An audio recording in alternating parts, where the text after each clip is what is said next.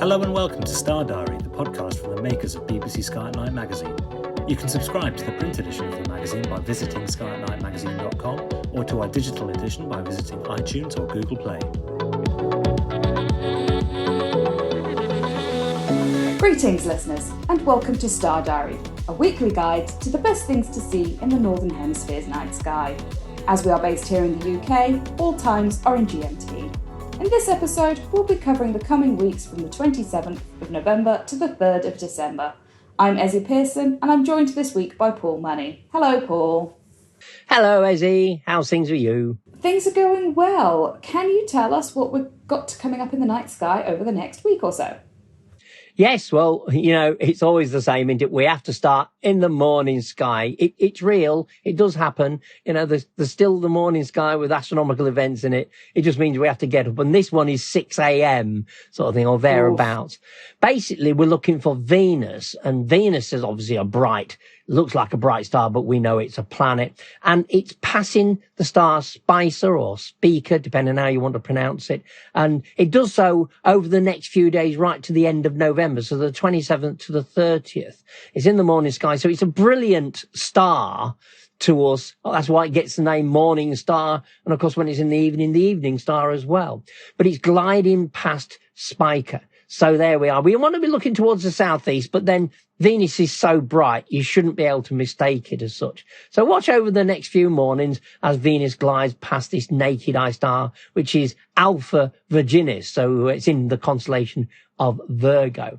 So that's Venus to get us started. Now, that same day, the 27th, when we start the week, that evening is actually full. The moon is full. So normally you turn around and said, oh, well, let's not bother with that. But it does make a nice triangle with the Pleiades and Aldebaran in Taurus, because it's lying in Taurus at the moment.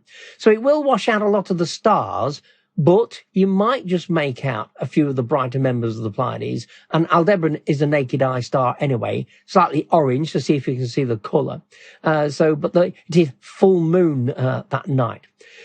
It's also a good time, full moon, to look for the various ray features. So if you've never looked at the moon when it's full, because one of the earliest things I used to remember is that, you don't bother looking at the moon when it's full because the details are washed out. However, we've learnt more since then because, of course, actually the ray features are really prominent. So if you want to study the ray features, there's patches of them all over, from Tycho, Copernicus, Kepler, and a few of the other smaller ones as well. So full moon isn't a time to ignore the moon itself. There are things to look at under full moon. It's more one of those things, there's different things to look at different times of the moon. If you want to look at a crater or the sort of topography of the moon, I suppose, like it's lumps and bumps, then best time is when it's on the terminator. But there's always something good to see on the moon, except for new moon. But even then, actually, you've still got the Earth shine, so there's always something. Yeah, as soon as you see that very slim crescent, look for the Earth shine, and of course, new moon, technically, if it occurs and there's an eclipse, well, you see in the new moon. It's the only time, of course, you do see technically the new moon itself, isn't it, during a solar eclipse? But there we are. Okay, now all week, we've still got, it's amazing. We've had them quite a few months, but we've still got all four giant planets on view. And the first two, and these are the ones that are gradually over the next couple of months are going to get lower and lower and so harder to see. But we've got Saturn and Neptune. They're over in the south and south-southeast. So Saturn's in the south and Neptune's in the south-southeast by 6 p.m. So they are well placed to view as long as you've got no cluttering.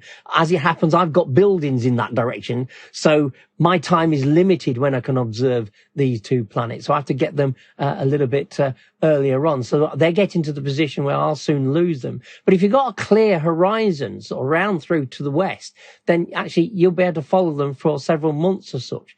But we know that they're getting lower because Saturn is now setting before midnight. In fact, it sets about 11 p.m.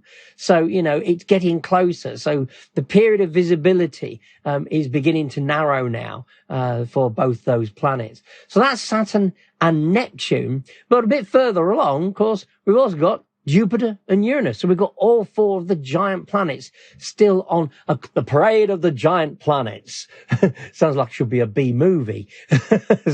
But we've got Jupiter and, of course, Uranus as well. And the thing about Jupiter is that, I mean, it's so well placed. It's above the head of Cetus. Technically, it's in the constellation of Aries. So as it happens, it's so highly placed in the sky that we're getting some really good views of it now. And images are getting some cracking pictures of the features actually on Jupiter itself. I mean, I was out just a few nights earlier sort of thing, and I actually got some great views. And I don't consider myself a particularly good planetary imager, but I got the belts, I got the red spot and some of the storms in the southern hemisphere. So there's a lot to see on Jupiter. I always think that of all the planets, Jupiter is the one that's most reliable with all the features you can see, the two main belts, the great red spot, some of the storms that occur and sort of plumes that come out of the north equatorial belt as well. So there's a lot to see. And even the polar hood is sort of like definitely a different shade compared with the rest of the planet as well. So there's actually lots to see out on Jupiter. And of course the Galilean moons. We mustn't forget the Galilean moons, forever going around it sort of thing. So they're always fascinating as well. It's a very interesting planet, Jupiter. As you said, it's got a lot going on. It's very much worth taking a crack at it, especially now, considering it's so high in the sky. Exactly. I mean, Saturn's interesting. I mean, the rings are the main thing, but again, in the next 2 years, the rings are going to go edge on. So they are closing up for our view, but they're still quite pretty at the moment. And of course, we've got a few moons going around Saturn, and Neptune's got Triton. I mean, that can be seen in a modest sized telescope and imaged actually quite easily. But Uranus sort of thing, it's a green disk. Mind you, I always think that's what marks it out. If you see a green disk, you've got a green star, you've got Uranus as such. So it's a bit easier to spot sort of thing in that respect. But again, modest sized telescopes, you can get 3, sometimes 4. And if you've got a big telescope, you can go for all 5 of the classic moons of Uranus. So actually there's quite a parade of moons on while we've got the giant planets in the night sky.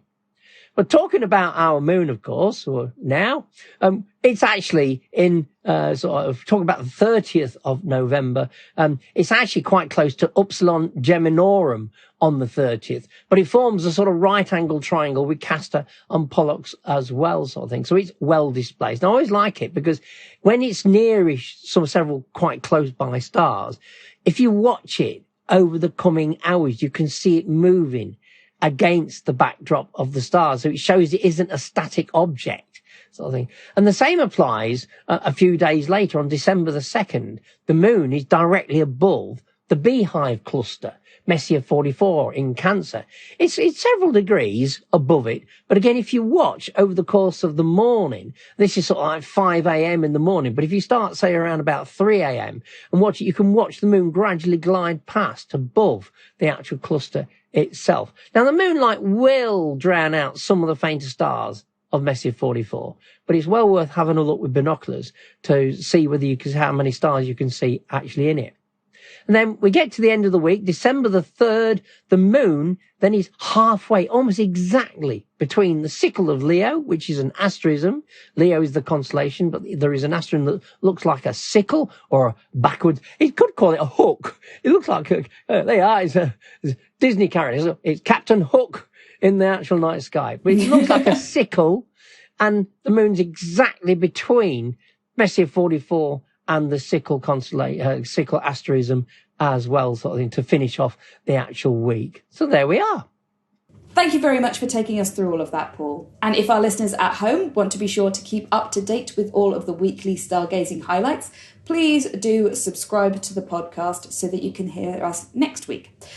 But to summarise all of those again, on the 27th of November, the star Spica is going to be next to Venus as Venus is gliding past.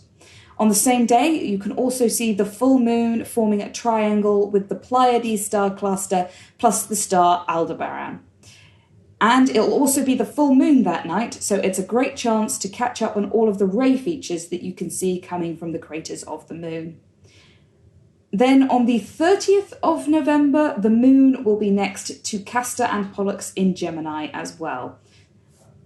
Moving forward onto December the 2nd, The moon will be gliding past the Beehive cluster. Then on the following night, on the 3rd, the moon will be between M44, that's the Beehive cluster again, and the sickle of Leo, forming that hook. And of course, throughout the week, all 4 giant planets are still very much well on display. Jupiter is particularly well placed at the moment and has lots to see on there. So if you're a planetary observer, that's definitely one to look out for. Lots going on in the night sky this week, and we hope to see you here back next week to find out even more stargazing highlights. Goodbye. If you want to find out even more spectacular sights that will be gracing the night sky this month, be sure to pick up a copy of BBC Sky at Night magazine, where we have a 16-page pull-out sky guide with a full overview of everything worth looking up for throughout the whole month. Whether you like to look at the moon, the planets, or the deep sky, whether you use binoculars, telescopes, or neither, our sky guide has got you covered, with detailed star charts to help you track your way across the night sky. From all of us here at BBC Sky at Night magazine, goodbye. Thank you for listening to this episode of the Star Diary podcast from the makers of BBC Sky at Night magazine. For more of our podcasts, visit our website at skyatnightmagazine.com or head to Acast, iTunes or Spotify.